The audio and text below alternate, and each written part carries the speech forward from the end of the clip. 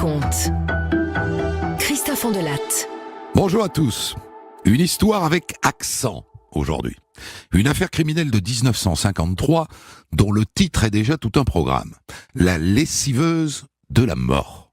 Et qui se déroule dans un décor assez rare, un petit village des Hautes-Pyrénées qui s'appelle Arreau.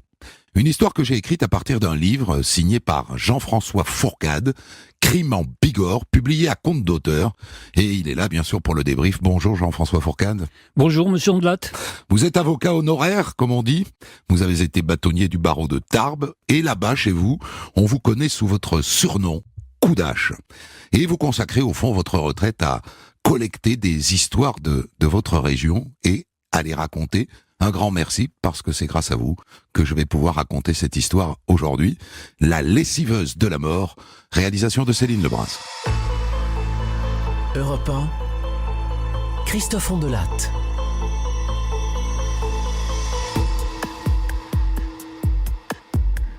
Cette histoire éclate un soir de février 1953 dans un village des Hautes-Pyrénées accroché à la montagne. Arreau, 900 habitants.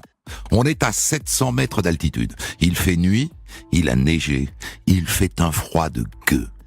Et regardez là, vous le voyez, le type qui court dans le sentier avec son béret enfoncé sur la tête? On dirait qu'il va à la gendarmerie. C'est maintenant que commence mon histoire. Quand il arrive, en courant, essoufflé, les gendarmes le reconnaissent tout de suite. C'est Bikini, un ouvrier agricole italien, un ivrogne notoire. Eh bien, Bikini, qu'est-ce qui t'arrive? Il faut que vous veniez. Vite, il y a un type, il est en train de cuire dans la lessiveuse à fourraster. Un type qui cuit dans la lessiveuse de fourraster? Eh bien, dis donc, Bikini, t'aurais pas un peu forcé sur le gros rouge?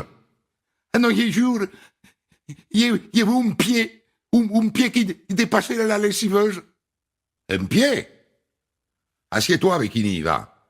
Raconte-moi ça.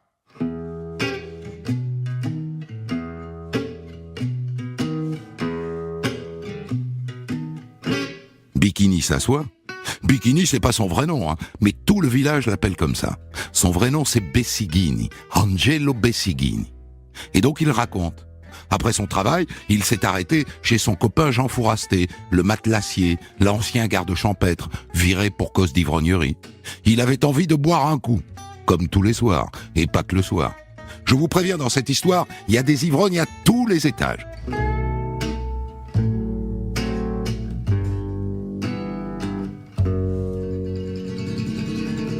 Donc il a sonné chez Fourasté, comme tous les soirs à la même heure. L'autre met un peu de temps à lui ouvrir.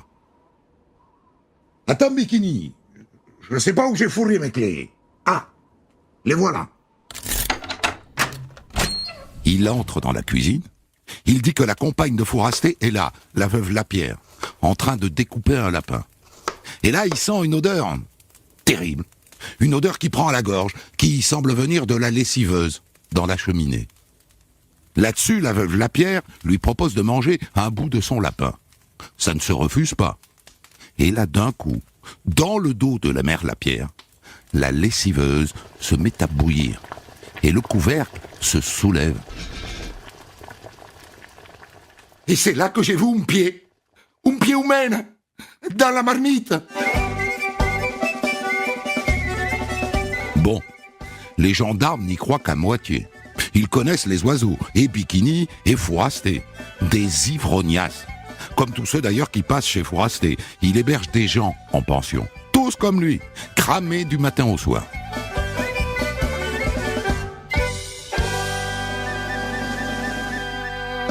Donc cette histoire de pied qui flotte dans la lessiveuse, ils y croient moins qu'au code pénal. Mais ils y vont, avec Bikini, à pied.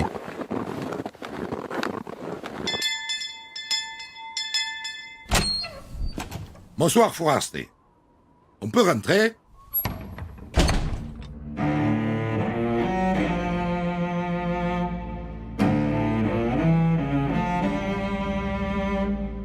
Ils entrent. Oh, il des putes. La table de la cuisine. On dirait un étal de boucher. Il y a une hache, il y a des couteaux, il y a une scie, et il y a du sang qui a coulé sur le plancher. Et dans la cheminée, il y a bien une lessiveuse avec un gros couvercle qui laisse passer non pas un, mais 2 pieds. Et c'est pas fini, hein. Près de la cheminée, il y a une porte. Il l'ouvre. Il y a des morceaux de corps partout. Partout, posés dans la sciure. Ici, un tronc sanguinolent, et là, des bras, et là, des jambes. Bikini avait raison. On est chez les fous. Ils ont découpé un gonze en morceaux et ils l'ont mis à bouillir dans la lessiveuse. Mais qui ?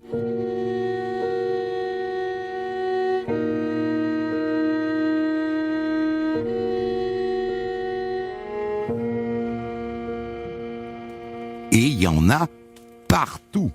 Partout, du sang, des bouts de chair. Dans la lessiveuse, il y a donc les 2 pieds, mais en dessous, on s'aperçoit qu'il y a la tête. Une horreur. À tel point qu'il faut 4-5 minutes aux gendarmes pour s'en remettre. Et naturellement, il se retourne vers Fourasté et sa veuve Lapierre, qui est sa maîtresse, en vérité. Et là, il réalise qu'ils ne vont rien pouvoir en tirer. Les 2 oiseaux sont ivres morts. Ils baragouinent 2 ou 3 gros mensonges. Moi, je sais pas ce que c'est. J'étais pas là. Je viens juste de rentrer. Mais grâce à Bikini, les gendarmes ont assez vite une idée de qui est en train de bouillir dans la lessiveuse. D'après Bikini, il s'agirait d'un certain Pierre Laran, un vieillard que Fourasté et sa maîtresse avaient en pension depuis 6 mois. Je crois qu'il avait dans les 78 ans ou quelque chose comme ça. Bravo, hein. Il les voyait tous les soirs. Et donc les gendarmes embarquent les 2 ivrognes et les mettent en cellule à décuver. Et ils appellent leur chef, à Toulouse. Dites-moi, capitaine, on a une drôle d'affaire par ici. Un corps découpé en morceaux et mis à cuire dans une lessiveuse. Ah, vous nous envoyez la 8e brigade mobile. Bon, très bien, on les attend. Et oui, l'affaire est un peu grosse pour les gendarmes du coin.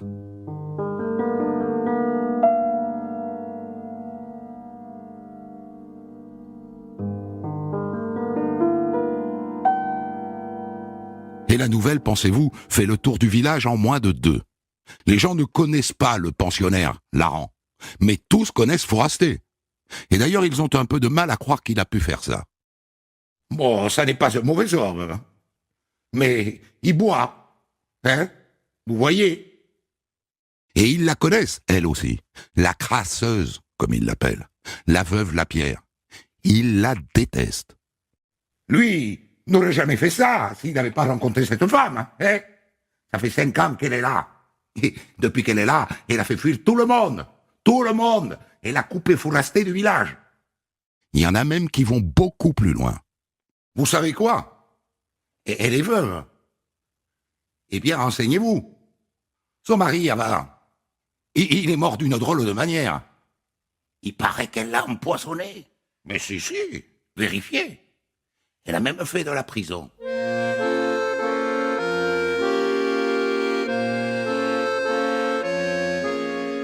Et c'est vrai qu'elle a fait de la prison pour captation d'héritage. Et c'est même l'une de ses codétenues qui lui a présenté Monsieur Laran, le mort en kit. Monsieur Laran qui venait de divorcer et qui cherchait, pauvre homme, une pension pour ses vieux jours. Nourri, logé, blanchi. Mais je vais trop vite. De toute façon, les 2 oiseaux viennent de finir de décuver, alors écoutons leurs explications.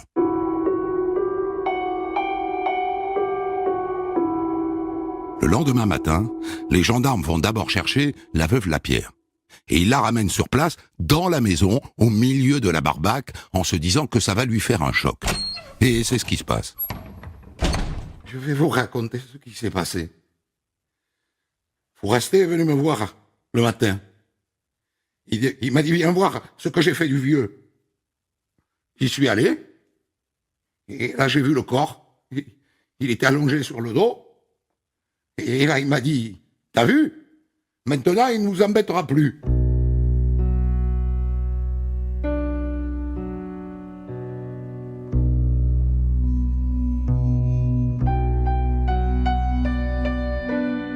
Et elle explique après en quoi il les embêtait, le vieux Laran. Le mobile, quoi. D'après vous. Enfin, depuis le temps que je vous raconte des histoires, vous devriez savoir. Pour quelles raisons les gens se tuent-ils les uns les autres, le plus souvent? L'argent. Monsieur Laran avait de l'argent, un petit capital de 400 000 francs, et tous les trimestres, une jolie retraite de l'industrie de 14 000 francs. Le duo a commencé par mettre la main sur sa retraite, tous les mois, le prix de la pension complète. Et ensuite, la veuve Lapierre raconte qu'elle s'est mise dans l'idée de s'acheter une maison. Elle voulait quitter Fourasté, elle prétend qu'il la malmène. Et elle explique qu'elle a trouvé une maison à Auch pour 600 000 francs. Et que le vieux Laran, voyant qu'elle n'avait pas assez d'argent, lui a gentiment proposé d'acheter la maison à deux. Il a mis 250 000 francs sur la table. Et elle a oublié de le faire inscrire sur l'acte d'achat. C'est ballot, hein?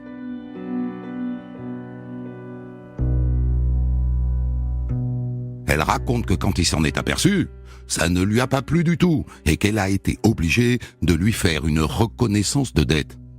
C'était donc ça, le problème. Ils l'ont réglé, à leur manière d'ivrogne. Ils s'y sont mis à deux.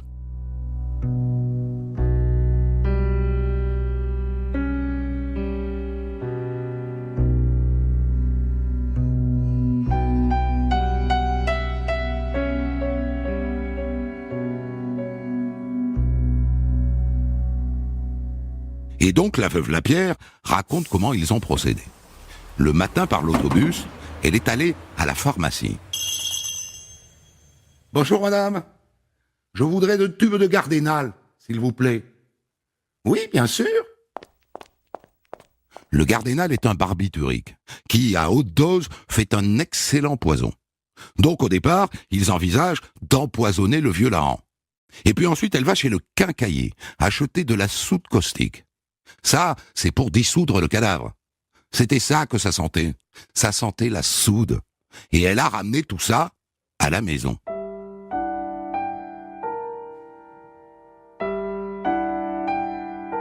La veuve raconte que quand elle est rentrée, Laran était malade. Alors elle lui a fait 2 bonnes crêpes fourrées pour le requinquer. Qu'elle a sans doute fourré au Gardénal. Elle dit le contraire, mais on a retrouvé un tube vide et l'autre entamé. Et le légiste a identifié de grandes quantités de Gardénal dans les viscères de Laran.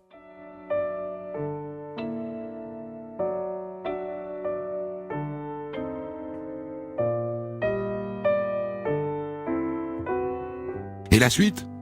Eh bien, c'est Fourasté qui la raconte, parce que c'est lui qui a tué Laran. Au début de son interrogatoire, il chicane un peu. Et puis il finit par dire qu'il a étouffé Laran dans son lit, le matin, vers 6 heures. J'ai pris le couvre-pied et je l'ai mis sur son visage. Et là, j'ai appuyé longtemps, hein, et il était mort. Et là, on comprend au passage que le brave Bikini, qui est allé jouer la vierge effarouchée chez les gendarmes, était au courant.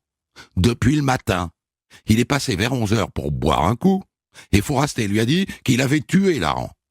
Et donc il n'a pas découvert le meurtre le soir, comme il l'a dit, en voyant un pied bouillir dans la lessiveuse. Bikini a menti. Et du coup, le juge décide de l'inculper lui aussi, pour complicité. Sauf que le pauvre Bikini meurt avant la fin de l'enquête, de mort naturelle. Il ne sera donc pas présent au procès.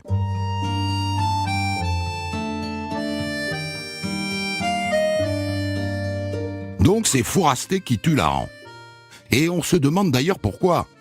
Pourquoi est-ce qu'il fait ça, lui? Parce que dans cette histoire, lui c'est le cocu. Ça ne lui rapporte rien de tuer le vieux Laran, au contraire. Maintenant que la Lapierre a effacé ses dettes, elle va partir s'installer à Auch, dans sa nouvelle maison. Elle va l'abandonner. Il le sait pourtant, ça. Et d'ailleurs, elle, la première chose qu'elle fait quand elle voit le cadavre, c'est de fouiller la poche de sa veste et de chipper la reconnaissance de dette. Et au passage, 14 000 francs en espèces et 6 bons de l'EDF pour une valeur de 55 000 francs. Donc pourquoi Fourasté tue-t-il Laran? Il n'y a pas de logique. Mais ne pas oublier dans ce dossier qu'on a affaire à des ivrognes.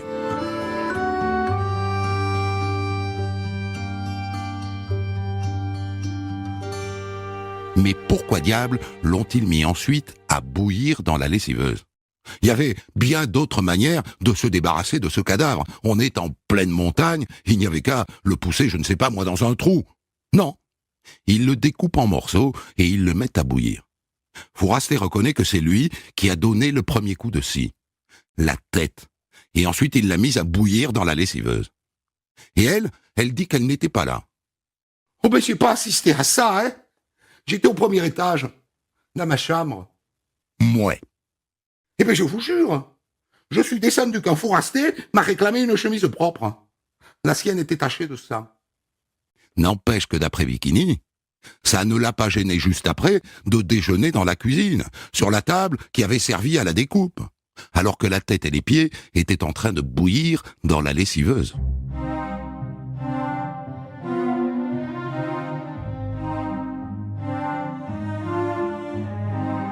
Alors bien sûr, comme toujours dans ce genre d'affaires, on se demande si les deux zozos sont sains d'esprit. Il y a tellement d'irrationalité dans cette histoire. Fouraster qui tue Laran sans aucun mobile. Tous les deux qui mettent le corps à bouillir dans la soude sans aucune raison. Est-ce qu'ils sont fadas? On les donne à examiner à 2 médecins psychiatres. Conclusion, ils ne sont pas fadas. Donc, on va pouvoir les juger devant la cour d'assises.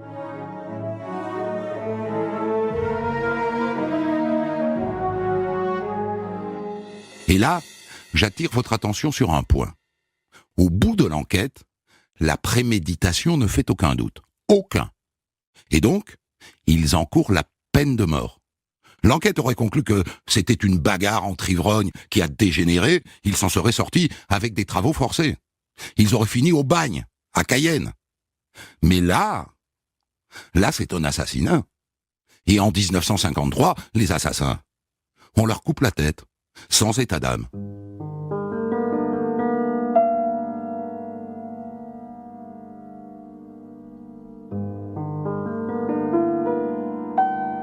Voici venue l'heure du procès. Procès qui a lieu l'année d'après, le 15 décembre 1954, devant la cour d'assises de Tarbes. Pour le coin, c'est une énorme affaire. On annonce plus de 20 journalistes, dont beaucoup venus de Paris. Et donc juste avant, on donne un coup de peinture dans la salle d'assises.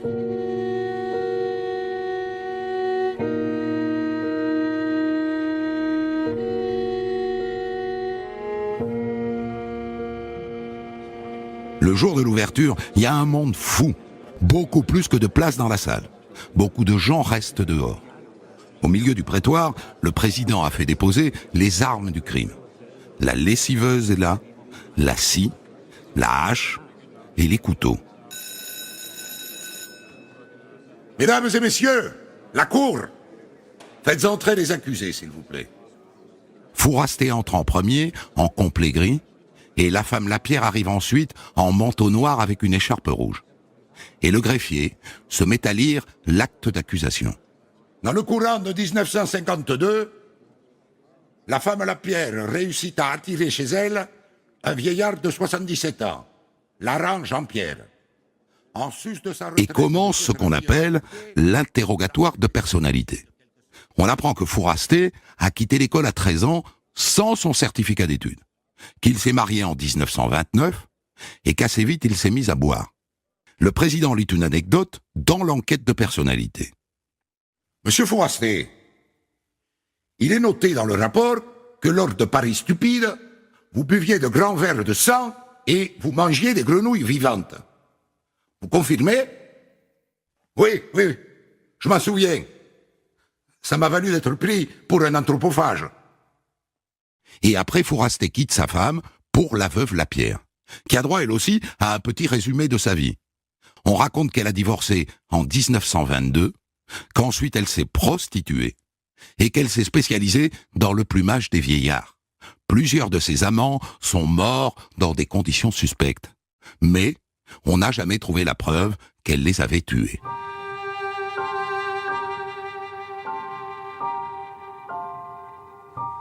Et puis on en vient aux faits. Et la surprise, Fouraster revient sur ses aveux. Il se met à accuser, ce qui est commode, le troisième larron, Bikini, qui est mort avant la fin de l'enquête. C'est Bikini qui a tué. C'est lui qui a dépecé. Moi, j'ai fait que déplacer le cadavre. Sauf qu'à côté de lui, la femme Lapierre continue de l'accuser. Mais c'est un menteur. Et c'est un gros menteur. C'est lui qui l'a tué. C'est lui qui l'a découpé. Il m'a dit plusieurs fois, ce vieux m'embête, je vais le descendre. Il ment, monsieur le président. Il ment.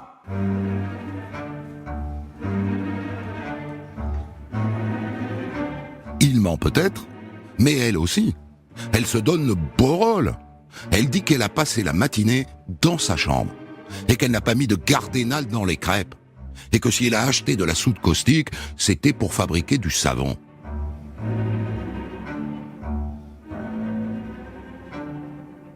On fait ensuite défiler 17 témoins, dont un psychiatre de Lannemezan, le docteur Bertrand, qui vient rappeler une chose essentielle dans ce dossier. Ce sont des ivrognes. Des ivrognes.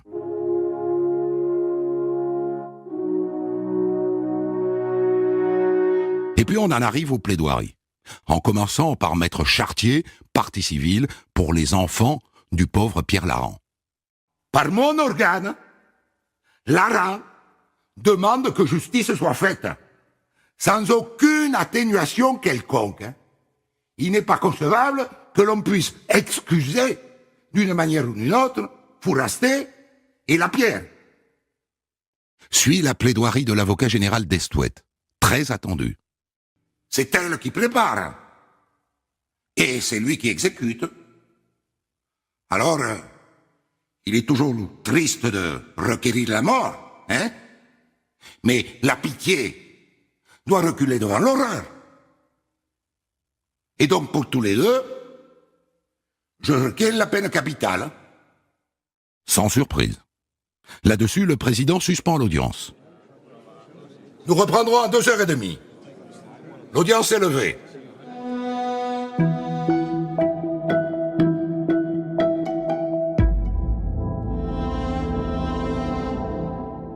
La Cour. Voici maintenant la dernière ligne droite de ce procès, les plaidoiries des deux avocats de la défense. Et d'abord Maître Cosette, qui défend Fourasté. Mon client n'a pas tué Laran, puisque c'est elle qui l'empoisonne avec le gardénal, et que l'idée du dépeçage vient de Bikini. Soyez-en certains. Vous noterez que mon client n'avait aucun mobile pour tuer Laran. Aucun. Il n'en tire strictement aucun parti. En conséquence de quoi, je vous demande d'acquitter monsieur Fourasté. Le dernier à parler est l'avocat de la veuve Lapierre. Et ça n'est pas n'importe qui, il arrive tout droit de Paris. C'est un ténor du barreau, maître René Floriot. Avez-vous, mesdames et messieurs les jurés, la moindre certitude dans cette affaire? Avez-vous la certitude que ma cliente, madame Lapierre, a participé au meurtre, au dépeçage? Vous n'avez pas de certitude. Vous n'avez que des doutes. Et c'est l'honneur de cette institution que de faire bénéficier l'accusé du doute qui vous transperce de part en part. Ma cliente a certes participé au dépeçage du cadavre. C'est entendu. Mais ça n'en fait pas pour autant un assassin. Et il vous reviendra de définir une peine qui soit à la hauteur de ce qu'elle a fait, avec certitude. Et rien de plus. Les jurés se retirent pour délibérer à 17h58 et ils sont de retour avec le verdict 47 minutes plus tard. À la question, le meurtre a-t-il été commis avec préméditation? Les jurés, dans leur majorité, ont répondu non. En conséquence, les accusés sont condamnés aux travaux forcés à perpétuité. L'audience est close. Amenez les condamnés. Grâce au talent de leurs avocats, tous les deux ont sauvé leur tête.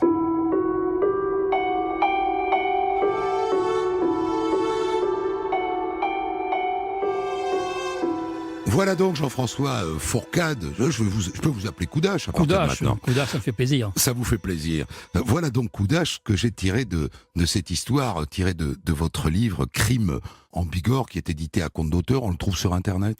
Sur Internet, mais surtout chez mon éditeur, les éditions pyrénéennes à Bagnères de Bigorre. les éditions Pyrénéennes à Bagnères de Bigorre. Alors j'aimerais bien savoir comment d'abord vous avez exhumé cette histoire. Est-ce que c'est parce que vous en aviez entendu parler, parce qu'elle courait le pays ? Alors, j'ai connu cette histoire de façon très précise parce que j'ai fréquenté Maître Cosette, l'avocat de Fourasté. Maître Cosette était avocat en même temps que moi, bien qu'il soit plus âgé. J'ai plaidé plusieurs fois contre Maître Cosette et il nous a raconté cette histoire de la lessiveuse d'Arreau, avec des anecdotes très Croustillantes, amusantes, oui. dont une que je vais vous rappeler.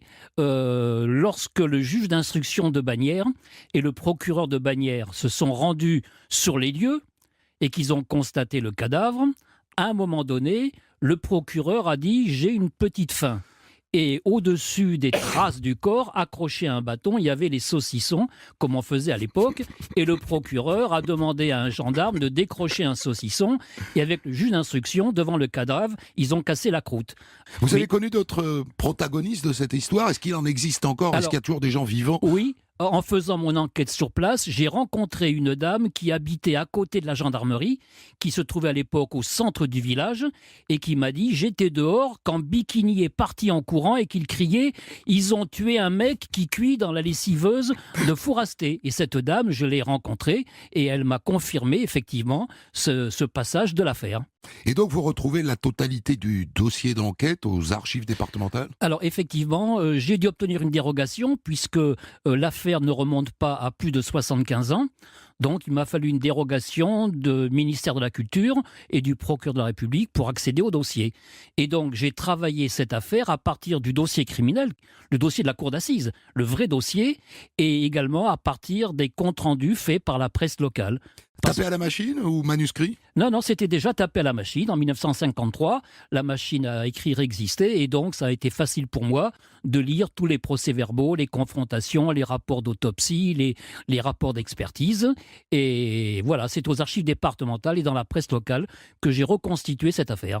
Les procès-verbaux sont en français, mais je suppose que tous ces gens-là, Fourasté, la veuve Lapierre et tous les protagonistes de cette histoire parlaient patois.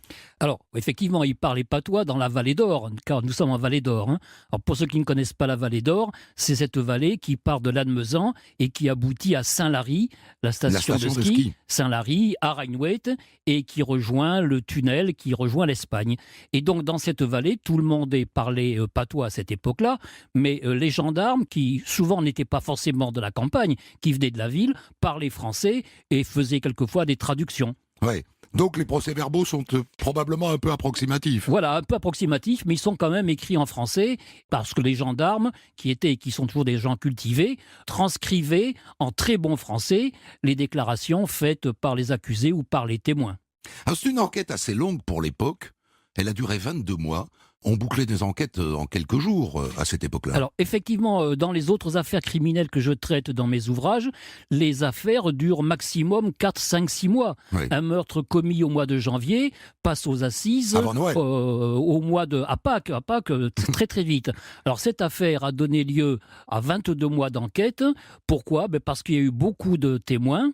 Il y a eu au moins 17 témoins qui ont été entendus lors de l'enquête préliminaire et qui ont été réentendus au cours de l'information judiciaire, les uns sur commission rogatoire par la police de Toulouse, les autres par le juge d'instruction. Comme vous l'avez rappelé, Monsieur Andelat, il y a eu une expertise psychiatrique de Madame Lapierre et de Monsieur Fourasté.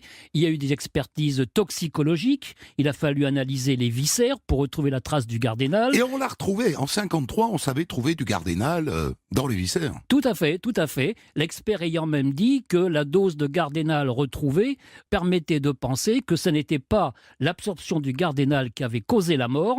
Cette absorption de gardénal avait plongé Laran dans un très profond sommeil, ce qui, à mon sens, a facilité la tâche de Fourasté lorsqu'il lui a mis le couvre-pied sur la tête. Le pauvre Laran était déjà dans un état de très grande faiblesse. Le procès, on a tous les détails dans votre livre de ce procès. La presse a beaucoup couvert cette affaire, parce qu'évidemment, la lessiveuse de la mort, ce titre, à lui seul, suffit à susciter tous les fantasmes, quoi. Tout à fait, tout à fait. C'est une affaire qui a eu un retentissement très important, puisque vous l'avez rappelé, plus de 20 journalistes étaient présents, non seulement les journalistes locaux, mais les journalistes de Paris. Alors, ceux qui les avaient alertés, c'est pas tellement le meurtre en soi, parce que des homicides volontaires, ils s'en passent hélas tous les jours. Mais ce qui C'est le les a, contexte. c'est le contexte, c'est le dépeçage. Et l'argument de Maître Floriot et de Maître Cosette était excellent. Ils disaient quoi dans leur plaidoirie? Ils disaient, mais ce qui a troublé l'ordre public, ce qui a troublé les gens, ce qui a troublé la France, c'est le fait qu'ils aient découpé ce vieux en morceaux. Mais découper Laran en morceaux, qu'est-ce que c'est en droit? En droit, c'est le délit de recel de cadavres. C'est tout. Ça n'est pas un assassinat. C'est pas un assassinat et c'est puni de 2 ans de prison maximum. On ne peut pas dépecer quelqu'un de vivant. Elle était morte. À partir du moment où M. Laran était mort, si on le découpe après, c'est pas un deuxième crime puisqu'il est mort. C'est un recel de cadavres. Alors c'est surtout ça qui avait alerté. Faire cuire dans une lessiveuse un corps humain en 1953, effectivement, c'était pas habituel. Et c'est pour cette raison que l'affaire a fait grand bruit à l'époque. Ce qui est intéressant dans cette histoire, c'est qu'il ne faut jamais oublier qu'elle se déroule sous fond d'alcoolisme. Au fond, les gendarmes vont chercher, et nous aussi, une logique dans ce meurtre. Et en vérité, il n'y en a pas beaucoup. C'est-à-dire que on comprend toujours pas pourquoi ils l'ont démembré. Enfin, il suffisait d'aller le pousser dans un trou. Il manque pas de trou autour d'Arro, vrai ou faux? Tout à fait, tout à fait. Effectivement, c'est pas compréhensible complètement, mais on peut apporter quelques explications. C'est vrai, comme l'avait dit Maître Floriot dans sa plaidoirie, pour abaisser un petit peu l'horreur de l'affaire, il disait c'est un crime d'ivrogne. Non, c'est pas simplement un crime d'ivrogne. Ce sont bien des ivrognes. Fourasté est un ivrogne, mais c'est aussi un crime crapuleux. Un crime crapuleux de la part de la femme Lapierre. La femme Lapierre avait envisagé d'acheter avec une de ses copines, Mais dont je n'ai pas parlé, c'est un personnage que je n'ai pas fait rentrer dans l'histoire. Basiline Pasco, c'était une amie de la femme Lapierre qui a été condamnée 80 fois pour vol à la tire et que la femme Lapierre avait rencontrée à la prison d'Auch. Et elle avait prévu avec cette Basiline Pasco, cette copine, d'acheter à Auch une boîte pour y faire une maison de tolérance. Et un bordel, quoi. Un bordel, c'était le cas. Et ça coûtait 600 000 francs. Et la veuve Lapierre, la femme Lapierre plutôt, et Basiline Pasco n'avaient pas l'argent. Il fallait trouver 250 000 francs. Mais donc, pour en revenir à votre question, c'est bien un crime d'ivrogne, mais c'est aussi un crime crapuleux de la part de la femme Lapierre. Ce que les jurés de la cour d'assises n'ont pas manqué de retenir, puisque s'il y avait la preuve presque absolue que c'était bien Fourasté qui avait tué Laran, il n'y avait aucun élément qui permettait de dire que la femme Lapierre y avait participé. Elle a peut-être aussi remonté comme une pendule, Fourasté, parce que lui, on a un peu de mal à comprendre qu'il tue ce brave Laran, alors que lui n'en tire pas un centime, que, au contraire, à cette occasion, il perd la femme qu'il aime, je ne sais pas s'il l'aime, avec lequel, en tout cas, il partage sa vie, donc il va se retrouver tout seul, le pauvre bougre, dans cette maison. Pourquoi est-ce qu'il tue Laran, lui? Parce que c'est bien lui qui va l'étouffer. Tout à fait. Alors, je pense qu'il faut bien connaître le personnage et la personnalité de la femme Lapierre pour comprendre que Fourasté était sous son emprise, sous sa pression. Alors je ne sais pas si s'il l'aimait, s'il était fou d'elle, ou si simplement elle lui faisait la cuisine et elle lui achetait des chopines à boire. Je ne sais pas trop. Vous avez raison, Fourasté en soi n'avait aucune raison, aucun motif de tuer Laran. C'est pas à lui que profitaient les 250 000 francs. Il n'était pas intéressé à l'achat de la maison. Il profitait de Laran tous les mois, les 14 000 francs qui lui permettaient de vivre et de s'enivrer. Donc Fourasté, effectivement, n'avait pas de motif. Alors il y a un troisième personnage qui intervient, je l'ai un peu zappé, mais c'est Bikini.